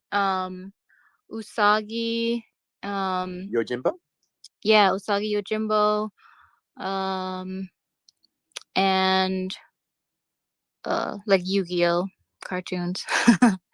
Gotcha. You know what? Yu-Gi-Oh is actually closer to being true anime than Avatar: The Last Airbender is actually, because Yu-Gi-Oh, even though it was a card game first, and then it was an anime. Pokemon started the same way, right? Pokemon was originally a card game, and then they made an anime and anime. I mean, they made a manga and anime based off that card game. So Yu-Gi-Oh has just as much a right to be called anime as Pokemon does, for instance. Nice. You're just a wealth of knowledge here. Yeah, mate. And the Pokemon manga, by the way, is dark and it's violent. And if you've never read the original manga of Pokemon, woo, you're in for a treat. Well, like, hold on to your butts. Yeah. Yeah, go on, Casual. Yeah, my little segue is I don't have a lot of experience with modern anime, but I grew up in Europe, and ironically, that's kind of what we watched there. And I didn't really even know. I didn't know it was anime. We watched Dragon Ball Z, we watched Speed Racer, and some other shows. And but in this current day, one of my favorite series was the Animatrix, which features a bunch of major creators, and they made small episodes in that DVD series, which is amazing. And then, of course, of Spirited Away and some of those. But I'm going to be heading out, and before I leave, I just wanted to give a quick community shout out. She's not in here, but to Biscuits, not the segue way, but just a shout out to her on this recording. She hooked me up with the first printed Iron Man helmet for the Funko Gold Iron Man, free of charge. Shipped it out, printed it, and then she's making me another one. I think she's sending me 2 more. I don't know, but just too generous. So definitely going to hook her up with a gift pack, and I'll make sure to send her a link to the recording. Thanks a lot, Biscuits. I appreciate you. And Ozman, thanks for hosting. I'll be heading out getting some Chinese food. Good night, everyone. Nice talking. Very nice. Have a good no day. worries. Thanks, Casual. Have a good one. And Casual. That's for Biscuits. Speaking about Biscuits, I'm not even the in the top 2 in like most favored VeVe related Momoko fans. I'm number 3 because yes, Biscuits is absolutely right behind Janie in terms of her Momoko love. Like if you've ever seen her post and you just see the spread of like Momoko, comic books that she has, it's like it triples my collection. Believe me, she just has everything, and I'm like, oh my gosh, Biscuits, and I know that Biscuits also has a very specific ethos that she likes, right? She likes kind of like the cutesy stuff, but also with a twist of like that kind of horror or macabre or kind of grotesque thing going on as well. That's what appeals to Biscuit's sensibilities, and that's what Peach does. I don't know if you guys have seen the most recent variants that she's been putting out, but there's one called the Nightmare variant. And basically she takes all of these Marvel characters and then she puts a little twist on it, and it's called the Nightmare variant. And then it is just like so twisted that it's like, oh, I did not see this coming. Because before this, she was like, it was almost more just like straight up, okay, what would a Western character look like under like an anime kind of sensibility? And that she's like, okay, well, I'm actually not an anime artist. I'm actually a horror artist, using a very like Japanese calligraphy kind of style. She's actually an indie artist in Japan. That's what she would be considered. And so by Marvel saying, you know what, do show us like something closer to your natural inclinations as an artist. And then she goes, okay, guys. And then so she puts out these Nightmare variants that freak people out. And I love it because now she's finally like of enough standing where she's given that kind of creative freedom to just do what she wants to do. So I love it. Yeah. Basically saying go for it. Yeah, because I've seen like a lot of stuff she's been posting like on her X page at the moment. And yeah, like some of it just looks like amazing. And disturbing. And disturbing as well. Like I'm just looking at one right now, which is I think is a Spider-Woman, like with a like sort of like the sort of flower through like around her neck, which looks like really cool. There's a couple of like Captain Marvel as well with some black like goo coming out of her neck, and some really cool looking like Spider-Man. Well, Spider-Gwen, I think it's Spider-Gwen. But yeah, so love Peach Momoko's work. Really, really talented artist. And and for anybody who's just jumping in, this is WebV Weekends episode 13. say brought to you by the VeVe Collective, and we've just been having a nice sort of chill out session, just having a bigger discussion about anime, manga, and just getting the alpha from Jahn, who is our resident anime and manga expert, and also a fellow Peach Momoko lover. And I just want to say big thank you for sharing your knowledge with us tonight, or this evening, or this afternoon, or wherever you might be in the world. No, let me tell you, as far as anime is concerned, I love the fact that there's more and more and more recognition of it in the Western world. Upper Deck, which is a very, traditional, like a card company, in the States here. They usually do stuff like, they have done Marvel. Don't get me wrong, they've done Marvel, but you think of them as baseball cards, like sports cards, right? Like for some reason, a couple of years ago, they tapped Peach Momoko to put out a series of anime cards, right? Just I don't even know why they did that, right? And then Peach Momoko wasn't as well known at the time, and she didn't even know who all the characters were. And so she just kind of just like so some of these characters don't even look like what they're supposed to be like. She's just, from her imagination, she goes, okay, well, let's whip it up, right? And then she just did all the characters, and that preceded her getting like the job at Marvel. And I feel like Marvel saw that and says, well, let's bring her in. And then some of those artworks from those cards actually made it on the comic book covers as variants, right? And so it was like almost literally her calling card into the Western comic book industry. And so those cards go for too much money. I cannot buy any of those. But they recently put out Series 2. And in the entire hobby box you have to pay like $150 for this box, they only give you one Peach Momoko card, and that's it. But the one that you get is put on actual wood, and then they like burn, laser etch like the original art from Series 1 on it. And so they call it a woodblock echo because like it echoes the past art that she did. So unfortunately, I got a character I don't like that much, which is Cloak, but I did get mine, and I have like a woodblock echo card of Peach Momoko's art from like Upper Deck anime, and I'm like, okay, I'm not super happy with the subject matter, but I love having this of Peaches. Obviously, I'll keep it up. Go ahead. But this Upper Deck card deck, it just came out this year, guys. So if you haven't, you can still get it super cheap because it just came out. Introduces so many other artists who are doing anime for this series. And if anything, this is a good opportunity to take a look at who those artists are, because some of I think there's 5 or 6 of them, 1 or 2 of them might end up being breakout stars. They might.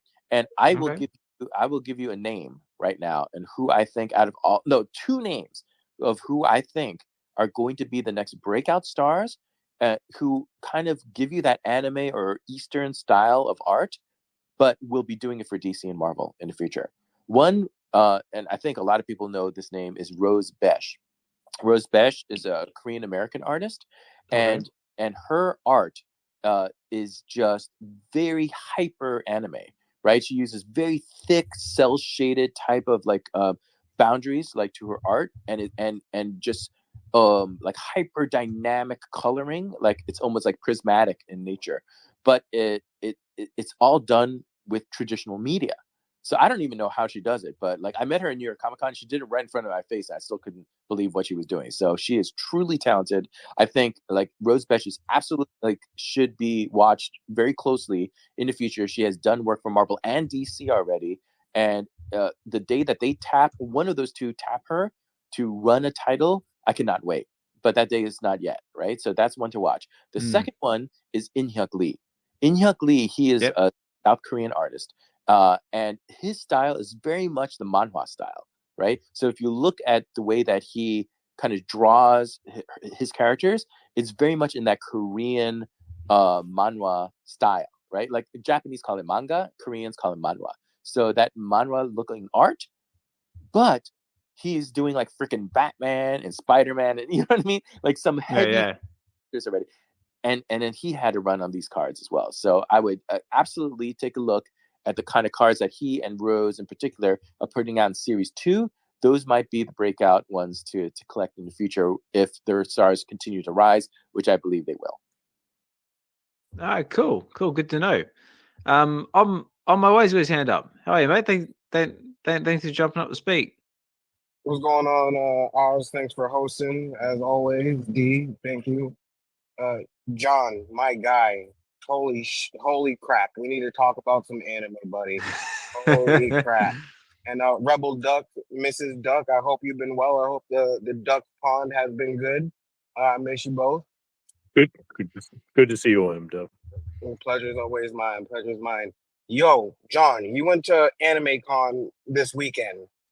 Last year, you told me about the Attack on Titan director and how this is his only show that he is ever going to make. He's not making no more. He's done. He's buying a little steam house and he's retiring. Was he final season of Attack on Titan? Yeah, bro. I watched it. Oh my goodness, bro. Yo, listen, I can't. That's all I can say. Phenomenal, absolutely phenomenal. Did you get any more alpha from this man's? Was he there? What's going on? Like, I don't wanna spoil the conversation for those who aren't hip to Attack on Titan, but bro, I need to know the alpha for real. Oh, on my way, sadly, the alpha from last year was the last time he's probably going to speak on the matter, publicly here in the States. That was it. He came only to let us know that this upcoming season would be the final and last season. No joke, that's it. And unfortunately, that turns out to be true because as you mentioned, that series is now officially done. Between the last time he came and now that year, that's what we got.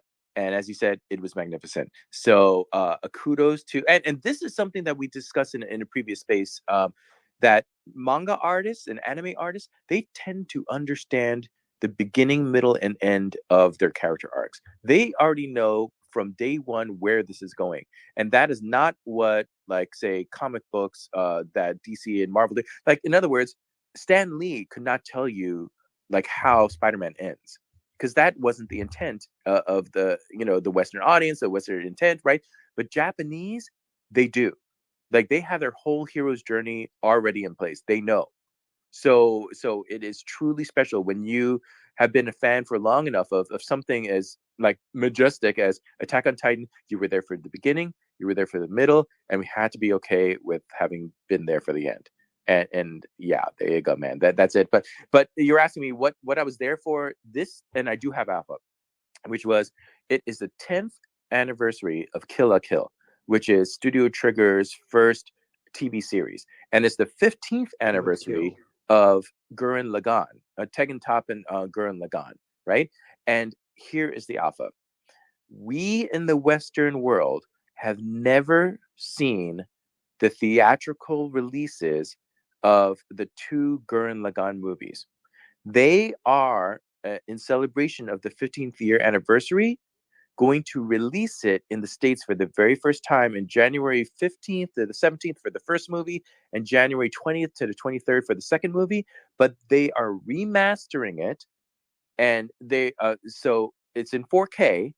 But not only that, select theaters in the United States will have the opportunity to watch both in 4DX, which means there will be smoke, there will be rumbling, there will be smells, there will be water. They've already worked out the full direction for both movies to have a full sensory experience when you're watching the remastered version of both of these movies, and you've never seen them before. You've never seen them before. And people always wonder, like, oh, aren't they just compilations of like the TV shows? No. So like the director said, I was so happy when we did the theatrical releases for these movies because I was given a bigger budget. So I went back and then I did especially the action scenes in a way I could not do before because I was on a TV budget. No, these movies are gonna blow you. If you are a fan of Gurren Lagann, if you're a fan of late Gainax, aka early Studio Trigger, you must watch these movies in January. Giving you guys a heads up. Thanks, Jahn. I appreciate it, bro. Yeah, no. Yeah, nice one. Yeah, thanks for that, John. So, it definitely sounds like definitely worth checking out. Have you ever watched the original Gurren Lagann from 15 years ago? If you have not, do yourself a favor and don't watch it yet. Watch the big screen version. But if you have, I'll say one spoiler. It starts out like as the perfect hero's journey. The dude is just very small ball. His whole world is like as tiny as tiny could be, right? And then he's just like a total loser. And then just from there and watching his progression to eventually see where it went, very little animation stories get to the point where it gets that grandiose, that epic, that ridiculous. It has literally become the signature move of a Studio Trigger release.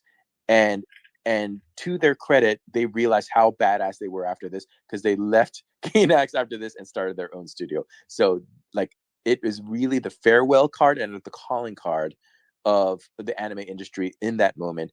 Please do yourself a favor and watch Gurren Lagann any way you can. If you can't watch the theatrical releases, go and find the original OAVs online. Do what you got to do. But it is absolutely worth catching. And if you like giant robots, this will blow your mind. That's why That's why I came up here, because Gurren Lagann, top 5 anime, isn't it just like 30 or 40 episodes in total, John? Yeah, it is a OAV, so I think it's even less than that. Yeah. Yeah, very concise. The hero's journey, very well told. The music in it is amazing. The animation to it, even though John says it's a TV animation, it's really well for just the TV version. So if they're doing like a movie budget for the animation movie film, dude, yes. Like that's going to be so over the top, because it's like a mecha anime too. So when John says shit gets zany and crazy and off the wall, and with that kind of a bigger budget, oh my God, I can just imagine how vivid and beautiful and just detailed these animations will be, because one of the main things is just the theme for it is just like how, the way I interpret it, it's like a spiral, and everything just spirals out of control in a way for the better. And yeah, like, y'all should definitely watch Gurren Lagann. Definitely like the top 5 anime in my book. Okay, Gurren Lagann, everyone. So write that down if it's something you want to check out. Definitely sounds like it's definitely worth the watch. I haven't seen it, but now I'm intrigued. I'd like to check it out myself. The English dub to it too, really well done. Like the English voice acting to it, top tier, and even the Japanese version, top tier for both versions to watch. So, damn good anime. Okay, so I'm just doing a quick Google of it now. I was like, Gurren Lagann. Okay, yeah, very cool. All right, guys. Well, I got about 15 minutes or so left to me before I got to start wrapping up the space. So, I just want to say a big thank you to everyone who's taken the time out of their busy days to sort of come and chill in the space with us. Had loads of amazing conversation with everyone so far. We've been discussing topics from general health and fitness to what the latest TV show we've been watching is. We've had a bit of VeVe Market Watch. And then we had Jahn just dropping all that alpha in the way of anime and manga, and yeah, I just want to really appreciate that everyone taking the time to come and chill in the space. And like I've said before, it's you guys make the space is what it is.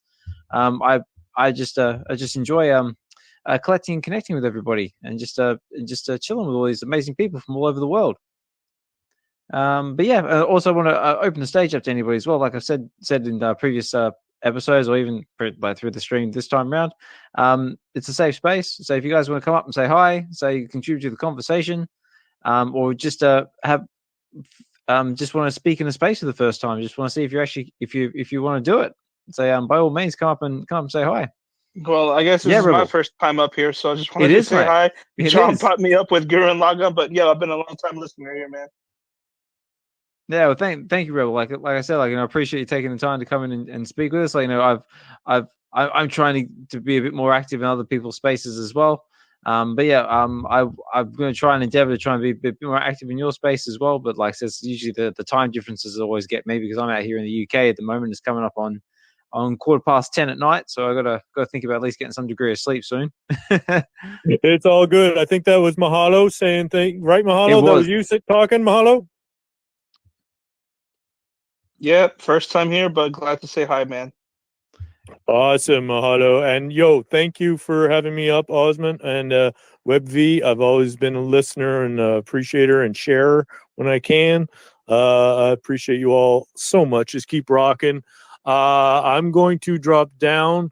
Lady Duck is coming in here in the office, and I got her set up right now we're in the fiche, so they just dropped a whole bunch of things to add to our fiche, and all I said was, you get to take a fiche and add, like, we got a top hat, we got a T-Rex arms, a stick, slashes, we got angry eyes, we got a pink brain, like, it's gonna be fun, and that's the beauty of the magic that Brock brings to the table, as always. For a couple years now, Lady Duck and I have been big fans of the fiche, and I'm looking forward to doing that. But I just want to say thank you for hanging. Thank you for having me up, and thank you for keep rocking. And big hugs to you, D, John, OMW, Mahalo, and Oz, and everybody in the space. Big hugs, and keep rocking. Have a great, great week. Cheers. Big hugs to you and Lady Duck. Thank you. Cheers, cheers. And the fiche, by the way, for the people who did not know, your last opportunity to get the VeVe airdrops that are coming, which are the 2 gigantic fish tanks that are coming, is this Wednesday. So before this Wednesday, you must have all of the fiches on VeVe, like the entire collection, before the snapshot on Wednesday. I think the word is getting out because the value of Moonbots in particular is never south of 200 anymore. But you have to have all of them in order to qualify for that Wednesday airdrop snapshot. And then you're going to get one of 2 feast tanks. And I cannot wait for that. I got the collection all ready to go already. One note, and I had to go too, but I want to leave you one more note to search for, because you said you were going to search for Gurren Lagann. Yeah. I'm going to give you one more Gainax one. And this is ancient, but I think it's worth it for the people who want to know a little bit of history of anime. Did you guys ever grow up with, in the Western world, a show called Robotech? Yes, sir. I know of Robotech. Right. So Robotech, the first of those 3 anime that got smashed together to make Robotech, the first one was called Macross, right? And it was based on an anime called Super Dimension Fortress Macross. The character designer behind the characters for Macross, like Minmay, all those guys, his name is Haruhiko Mikimoto. Okay. Haruhiko Mikimoto has a very signature style of character animation that is beautiful, is gorgeous. Again, I don't think will ever be reproduced again because it's so labor intensive to get it right, and it has to be hand drawn. Like, you just cannot get that look anymore in CGI. So Gainax brought him in for one project in 1988, and it happened to be Hideaki Anno's very first directorial debut. In 1988. This is before he did Evangelion. This is before he did Godzilla. This is before he did all those other things. His very first one was to direct a show for Gainax with the character designs by the same guy who did Macross, aka Robotech. So they will look very familiar to you. And the name of it is Aim for the Top Gunbuster. Please do yourself a favor and find Gunbuster, because Gunbuster, if you watch it, it is it is inside baseball. Believe me, I think there's only 6 episodes. It's when it went direct to VHS tape. It's very hard to find, but it's worth finding it. Aim for the Top Gunbuster. And it was very short-lived, and it was made as a parody of sports shows, a sports anime in the 70s. And in the late 80s and 1988, they did it, but as a super robot genre. And so this like schoolgirl, just has a school rival, and she wants to just like best her rival. And it seems very small ball, but what they're doing is they're training to be robot pilots in space, and then you find out why and then it gets bigger and it gets bigger, and then you realize that way before Gurren Lagann, this story called Gunbuster basically already had told that story in 1988. And Hideki Anno, his signature style is to make things go way out of control. And so you see it in Gunbuster way before Evangelion 2. So if you're a fan of any of the things that we've been talking about that have that signature Gainax storytelling, do yourself a favor, find Gunbuster. And by the way, all the girls in there look like Min-Mei. So that's an extra plug. Yeah, well, funny enough, I'm actually looking at it on Wikipedia right now. So yeah, I'll write that down and try to put it on my to-watch list. But my to-watch list is pretty big at the moment. Well worth it. Okay, I got to take off too, guys. But it was really awesome talking about collecting with you guys in the beginning and anime at the end. I look forward to the next time I meet y'all. Take care now. Later. Yeah, take care, John. I do have to jump as well. Thanks for having me up. I can't wait to chat with you guys soon, but I'm about to hit the blockchain in like 15 seconds. So have a great night, y'all. Oh, real quick before I go, does anybody know about bitmaps? Not financial advice. Do your own. Look up bitmaps for like $2 to $4 each. They're currently going for like $80 a piece. I'm just curious if anyone else is on this wave. Bitmap. No, I'm not familiar with it. Sorry. No, you're good. On that note, I am gonna jump. I'll talk to y'all later. Have a great weekend.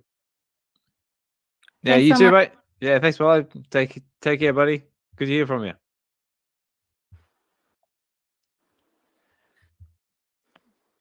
And OM or OMW, I'll say. So how's things? Or was that OMW? Oh, sorry about that. Mahalo's still here. So how's things with you, Mahalo? Good. Just in the road, driving right now. But just chilling. Oh, and thanks for those giveaway wins from the other times, man. Oh yeah, no worries, man. I'm just glad they got to you safe and sound. Like I said, like, I always like to make sure that everyone gets their giveaways. Cool. All right, guys, we've got about 10 minutes or so left of me. Yeah, D. I just kind of want to plug the Real Uncommon podcast. So we are almost to 300 YouTube subscribers. So once we get there, we're going to be doing a giveaway of some of the comics. I pinned it up at the top. It's on Hinano's page. But one of the comics is Spider-Boy 1. We have Marvel Age number 1000 and Blade number 1. Ooh, nice. Which is a Peach Momoko variant. Oh, very cool. Yes, we're almost there. So if you're not subscribed yet, go and do it. That's it. So like, comment, subscribe over to the Real Uncommon podcast. And also as well, if you haven't seen it already, check out the reaction video we did last Friday. We did a reaction video with What If season 2, and it was a lot of fun, and I'm glad to have been a part of it.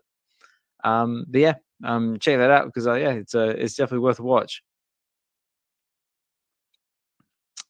Okay, like I said before, if anybody wants to come up to the stage and say a few words, you're more than welcome to. So I've got a couple of minutes if anybody wants to jump in, say hi, or contribute anything to the conversation. So it's been another amazing episode. It's always you never really know how these things are ever going to turn out. Like, sometimes we might be having a conversation about VeVe, it might be about Cryptoys, it might be about McFarlane, or it just might be something completely off left field, like we started off with about talking about physical fitness and home gyms. Just you never know. You just never know who's going to come and chill in the space. Yeah, thanks Osman for hosting another WebB weekend. Catch everyone else on WebB Wednesdays.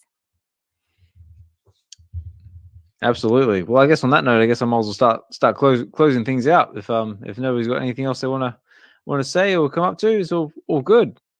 All right. Well, I just want to say a big thank you to everybody who took the time out of their busy days to come and chill in the space with us. Just want to say a big thank you to Dee, to Casual, to Mahalo. On my way, Jahn for that amazing manga and anime alpha, and anyone else who's spoken in the space this evening. A big thank you to everybody who's been listening out there in the space and just been chilling in the background. I hope you've enjoyed the content. This will be available on the VeVe Collective's YouTube channel. So if you missed anything or if you jumped in a bit late, so you can always find it over there or over here on X. Like I said, this has been VeVe Weekends, episode 13. It's been brought to you by the VeVe Collective. I am the president of the VeVe Collective, and the VeVe Collective, in case you're wondering what this mysterious word is more or less just a group of us that sort of came together that wanted to create a space where we could basically just sort of nerd out and just collect and connect with other like-minded individuals who share the love of all things geek, really, whether that be Marvel, DC, Palm, VeVe, Cryptoys, anything and everything, really. And we sort of share physical, digital, and just somewhere where we can all meet, greet, and just chill out. So on that note, I will going to do a quick shout out to some of our VeVe Collective members and some of their respective projects. So I will start off with. I want to give a big shout out to Hinano and D from the Real Uncommon podcast, My Collectibles, K Collections, KC, Evolve Collects, Josh from Collectors Gone Digital, formerly VeVe Investments, Double Quill with her blogs, Adventures in VeVe. I think we're up to episode 35 now. I said she's just released the Thanksgiving special, so definitely check that out if you haven't seen it already. Chris Severs, who does his blogs for Go Collect, also a very, very enlightening read as well. We've got VeVe Arcade, who does his show every Sunday, and I believe he did one this Sunday as well. So make sure you check that out. Give him a like and a support. Another amazing member of the community, and also does amazing artwork. So if you haven't got yourself a Kid Arcade, definitely get one because the airdrops are totally worth it. Who else do we have here? We have Dr. Strange, with all things strange, with his Stack and Slack videos. I believe he has just released his latest one in regards to the upcoming Carol Danvers as Mrs. Marvel drop. So I checked that out because I haven't seen it yet, but I'd imagine it'd be just as awesome as the rest of his videos. We've got three biggest bro who does the bare minimum, which is his live streaming channel, which he does from time to time. We've got Shawnee Poo with Shawnee Poo Tube, Informant BE and Mo with Skin and Bones. And also we have Mr. Falcon with Watching Films on the Toilet, which is his podcast he does on Spotify with his co-host Eamon, which is aimed at doing film reviews. And of course, last but not least, myself, Mr. Osmond Collect 63, who does Relax and Read every Friday, where we basically do a live reading of the comic books that we have on VeVe. Just sort of open them up, have a look at them, have a read, and just sort of encourage everybody to sort of open up their comic books and read them, because I'm sure I'm like myself, I always collect these awesome comic books and barely read any of them. So that happens every Friday, so check that out. Last Friday we did Edge of Spider-Verse number 2, which is the first appearance of Spider-Gwen, which I read for KC, who's a massive Spider-Gwen fan, if you don't know already. All right, on that note, I'm going to leave it at that, guys. So I've been your host, Osmond Collect 63. This has been VeVe Weekends, episode 13. Hopefully you can join me on VeVe Wednesdays, which is our Wednesday show from 8 p.m. to 10 p.m. Pacific Standard Time. And I will hopefully catch you all then.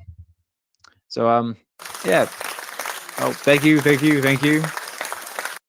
So have a good one, everyone. Take care, and talk more soon. Bye.